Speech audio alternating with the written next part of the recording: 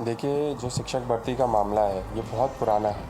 कई बार इसके लिए विधानसभा में भी आवाज़ उठाई गई, कई बार इसके लिए लोकसभा में भी आवाज़ उठाई गई, लेकिन सरकार इस पे कोई संज्ञान नहीं ले रही है। देखिए, ऑपरेशन सिंदूर के लिए मैं सबसे पहले भारतीय सेना का बहुत बहुत धन्यवाद देना चाहूँगा और आपके माध्यम से पूरे देश को ये कहना चाहूँगा, ये श्रेय सेना का है और पूरा श्रेय उनका है। अगर आप और मैं या फिर कोई भी भारतीय आज सही से सो पा रहा है, चैन की नींद सो पा रहा है, अपना काम कर पा रहा है, तो वो हमारे सशक्त बल, सेना बल के बदौलत है। आप देखेंगे भारतीय जनता पार्टी की पुरानी आदत रही है कि श्रेय हो रही है। देखिए, उन पे ना कोई कार्रवाई होगी, ना उन पे कोई बुलडोज़र चलेगा। बुलडोज़र सिर्फ गरीब लोगों पे चलता है। इस वक्त मेरे साथ बातचीत करने के लिए देश के सबसे युवा सांसद पुष्पेंद्र सरोज जी हैं। ये समाजवादी पार्टी से उत्तर प्रदेश के कौशाम्बी जिले से सांसद हैं। सर, सबसे पहला सवाल मैं लेना चाहूँगा कि उत्तर प्रदेश में लगातार जो है शिक्षक भर्ती का मामला चल रहा है। जो अभ्यर्थी हैं अब वो धरने पर भी बैठ गए, आंदोलन कर रहे हैं प्रयागराज में, उसे कैसे देखते हैं? देखिए, जो शिक्षक भर्ती का मामला है ये बहुत पुराना है।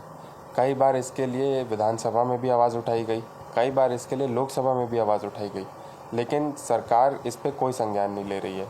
69,000 जो शिक्षक भर्ती का इतना बड़ा मामला रहा, सरकार के लोगों ने इतनी लाठी चलाई हमारे स्टूडेंट्स पे, और जिस तरीके से आप देख रहे हैं कि मुझे लगता है 69,000 से ज़्यादा लाठियाँ तो वो खा चुके होंगे जितनी कि वो भर्ती की मांग कर रहे हैं। तो ये बहुत दुर्भाग्यपूर्ण है कि सरकार इस पे कोई संज्ञान नहीं ले रही है। और अगर आप सिर्फ इस मुद्दे को लेकर के चलें तो ऐसे कई सारे मुद्दे हैं उत्तर प्रदेश में जिसकी वजह से आंदोलन हो रहे हैं, लेकिन सरकार किसी की भी नहीं सुन रही है। सरकार अपनी मनमानी करके अपनी राजनीति कर रही है।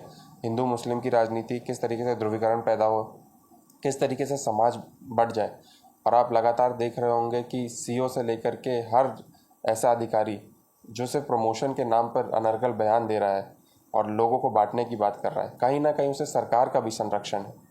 और मुझे लगता है ये अनावश्यक है। आप वहाँ पे सरकार में हैं, पॉलिसी मेकर्स हैं, लोगों को सशक्त बनाने के लिए आप वहाँ पे बैठे हुए हैं, तो लोगों की सुन करके उन पे जिस तरीके से लाभ पहुँचाया जाए उस पर काम करना चाहिए। सर, आप युवा हैं और बेरोजगारी का मुद्दा देश में बहुत बड़ा है।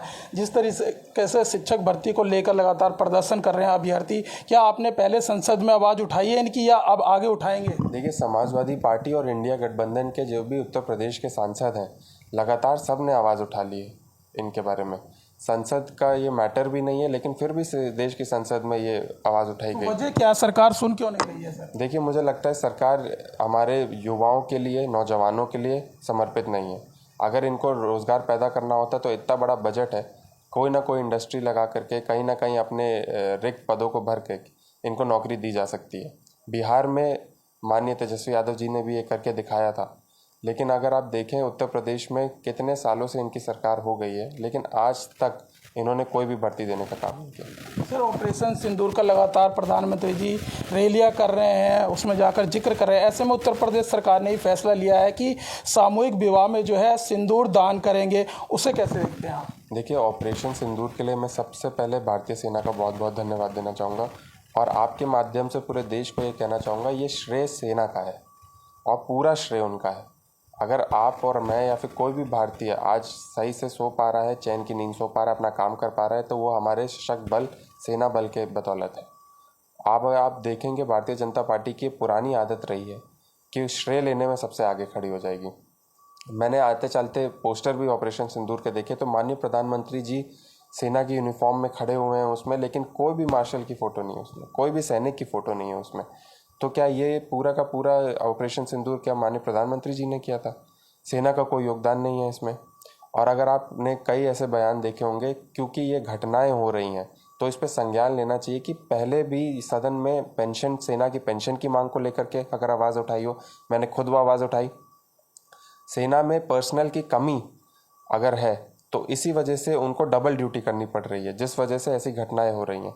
तो हमारे सेना में पर्सनल की भी कमी है, उनको भी पदों को नहीं भरा जा रहा है। तो ये दो ऐसी मुख्य मांग बहुत सालों से रही है, लेकिन सरकार इस पे बिल्कुल समर्पित नहीं है, बिल्कुल काम करने के लिए। सम्मान की बात कर रहे हैं, लेकिन बीजेपी के कई नेता हैं जो लगातार अपमान कर रहे हैं, चाहे वो जगदीश देवड़ा हो, विजय शाह हो, अब रणवीर सिंह पठानिया जो है जम्मू कश्मीर के, उन्होंने तो उससे 2 कदम आगे और जो बयान दिया, सेना का अपमान किया है। उसे किस तरीके से देखते हैं? एक तरफ प्रधानमंत्री जी कह रहे हैं हम सेना का सम्मान करते हैं, लेकिन लगातार उन पर कोई कार्रवाई भी नहीं हो रही है। देखिए, उन पे ना कोई कार्रवाई होगी, ना उन पे कोई बुलडोज़र चलेगा। बुलडोज़र सिर्फ गरीब लोगों पे चलता है।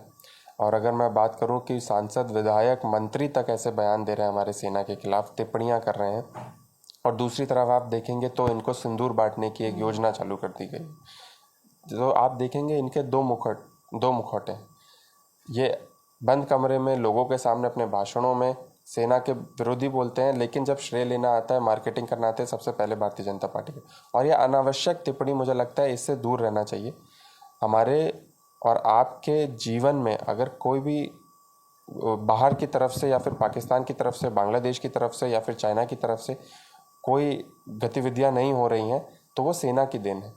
और सेना के साथ पूरा इंडिया खड़ा है। पूरा इंडिया का डेलीगेशन विश्व में घूम रहा है आज, एक साथ होकर के, डिफरेंट पॉलिटिकल आइडियोलॉजीज़ के साथ है, डिफरेंट कल्चर्स, डिफरेंट जगहों से आता है, लेकिन हमारा नारा एक है कि हम आतंकवाद के खिलाफ हैं। इंडिया आर्मी आतंकवाद के खिलाफ है, और आतंकवादी गतिविधियों के खिलाफ इतनी ज़ोर से उसकी रिटालिएशन करेगी कि आप सोच भी नहीं सकते। तो जब यहाँ पे इतनी बड़ी योजना ये पूरे विश्व में चल रही है, इंडियन डेलीगेशन घूम रहा है, इनके नेता क्यों ये बयान दे रहे हैं, ये उनसे ज़्यादा अच्छी तरीके से जानना चाहिए। सर, एक सवाल इससे हटकर के है कि वायुसेना चीफ जो है, उनका एक बयान आया, उन्होंने रक्षा सौदे से जुड़े हुए कई सवाल खड़े किए हैं। आप भी शायद उस प्रोग्राम में कल थे, CIA के प्रोग्राम में उन्होंने जो स्पीच दी उसमें बोला। देखिए, मैं भी उस प्रोग्राम में था, और ये कितनी दुर्भाग्यपूर्ण बात है कि चीफ मार्शल को ये बोलना पड़ रहा है। उन्होंने स्पष्ट रूप में कहा कि हमसे वादे ही क्यों करते हैं जब वादों पे खड़े नहीं उतर सकते। हमसे प्रोक्योरमेंट के, इक्विपमेंट के वादे क्यों किए जाते हैं जब टाइमली उनका डिलीवरी नहीं हो पाती है। तो ये मैंने अभी प्रधानमंत्री जी का एक भाषण सुना जिसमें उन्होंने बिहार में शायद बोला है कि मैंने एक वादा दिया था, उसको पूरा किया मैंने, कि मैं ऑपरेशन सिंदूर करके आया।